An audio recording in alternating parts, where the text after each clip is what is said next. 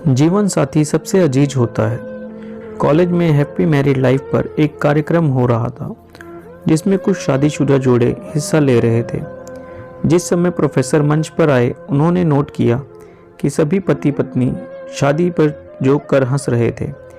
यह देखकर प्रोफेसर ने कहा कि चलो पहले एक गेम खेलते हैं, उसके बाद अपने विषय पर बात करेंगे।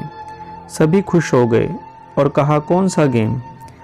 प्रोफेसर ने एक मैरिड लड़की को खड़ा किया और कहा कि तुम ब्लैक बोर्ड पे ऐसे 25 से 30 लोगों के नाम लिखो जो तुम्हें सबसे अधिक प्यारे हों।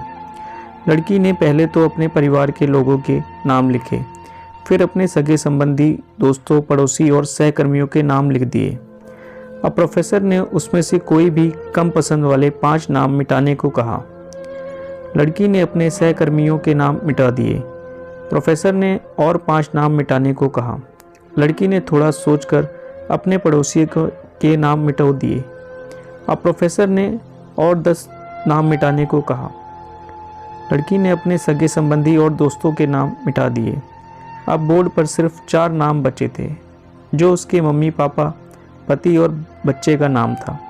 अब प्रोफेसर ने कहा, इसमें से और 2 नाम मिटा दो। लड़की असमंजस में पड़ गई। बहुत सोचने के बाद, बहुत दुखी होते हुए उसने अपने मम्मी पापा का नाम मिटा दिया। सभी लोग स्तब्ध और शांत थे, क्योंकि वो जानते थे कि ये गेम सिर्फ वो लड़की ही नहीं खेल रही थी, उनके दिमाग में भी यही सब चल रहा था। अब सिर्फ 2 ही नाम बचे थे, पति और बेटे का। प्रोफेसर ने कहा, और एक नाम मिटा दो। लड़की अब सहमी सी रह गई। बहुत सोचने के बाद रोते हुए अपने बेटे का नाम काट दिया।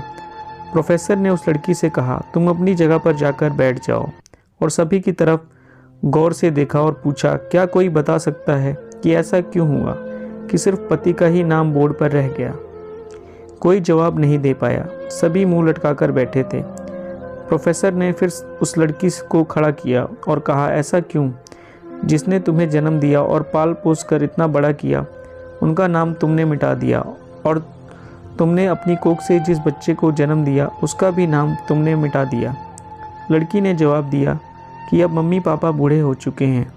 कुछ साल के बाद वो मुझे और इस दुनिया को छोड़ के चले जाएंगे।